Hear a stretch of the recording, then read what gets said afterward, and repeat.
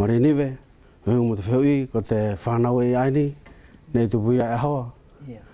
Pea ku mori lewa i mataatu, he kua ohana ki mataatu. Whai lewa te whakalongo ki atu i mataatu au mai ki taho nei. E whewhei atu whahi o koe Sone Pangalua e whala ke tuku mai pēki i whakamahino no pē o hinga pēa mo koe? Mara hoi Marinive. Ko hofo ki Marinive ko te whanau pēa ti mataatu, nei tupu pē i mataatu.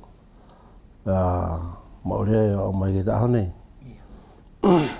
Sone Pangalua e mahina fuki ko korua ni e langiaki i te korua ni ko mata utu. Pa e mahina fuki ko koe fuki e ke te ngā ue fuki i te potu ani o te lise. Whakamatara mai pe ko te ai e tupuanga o tau tari a te kawenga ai e ko te langiaki. Mare Marinive.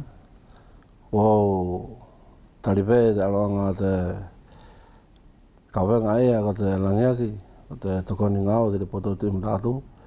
E ko sioanga pē Marinive ki te aronga temi. Kua takataka fuki e more ke he kau mātua. Ko te kau tangata